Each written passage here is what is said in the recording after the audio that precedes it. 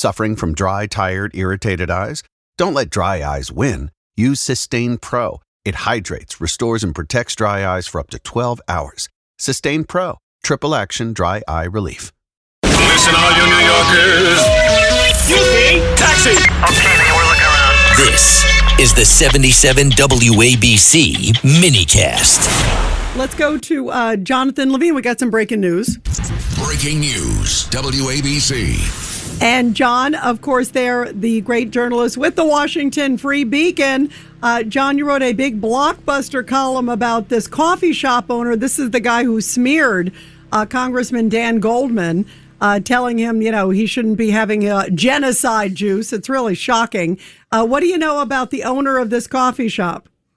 Well, I don't know how much your viewers are up to speed with all the developments about the situation with Dan Goldman and the coffee shop, but what I can now report about the owner of that coffee shop is that he owes $400,000 in unpaid sales taxes to the state of New York. Now, Jonathan, by the way, Fox was reporting $800,000.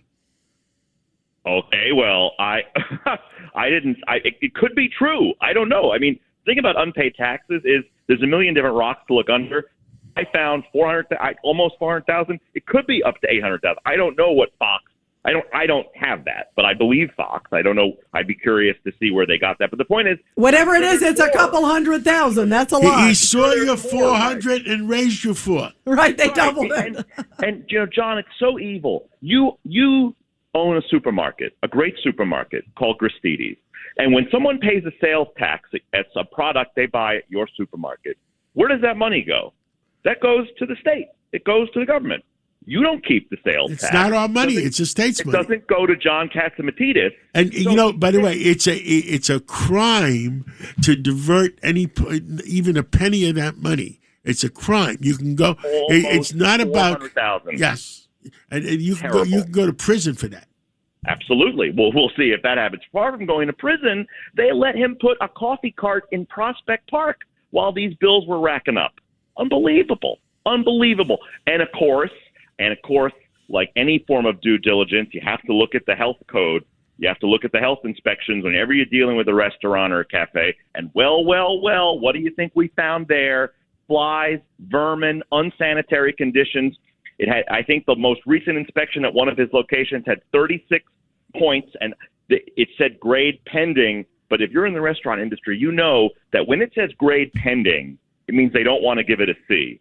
And the restaurant owner is fighting with the health department to get a reevaluation. But the individual violations are all listed on the New York City Department of Health website, and I linked them in my story, and they're very easy to find. Anyone listening to this can go look them up.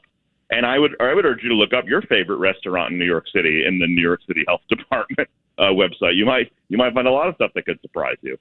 Yeah, that is shocking. And clearly they're anti-Semitic at minimum. Craig Eaton. I mean, you hit it right on the head. Before they gave this guy a license to put a push cart in the park, you think they would have just clicked all the buttons to find out if he owes any money, if he has any violations, if he has any fines or anything else against him. But no, that would be too easy for someone in the city to do.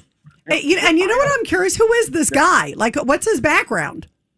Oh, he's from Uzbekistan. Okay, he's Uzbek. Okay. And what's funny is he started the cafe in 2020, which is the worst time to start a coffee shop, by the way. But he started in 2020, and then he has 8 different locations, but he's managed to expand 8-fold despite he used the sales tax money. Right. He used the sales tax money. As a matter of fact, one of our buildings in Brooklyn. You hear this? It's going to be a lawsuit, and it's going to hit the newspapers. It'll be the front page, and we'll see who we can give the exclusive to. One of our buildings, the person did not pay the rent, and they went out and used the rent money to make a deposit on $1 million home.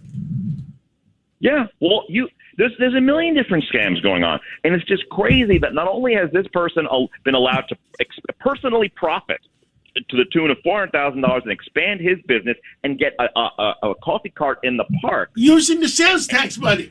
And they say we have to raise taxes on everybody else because, of course, the city doesn't have enough money.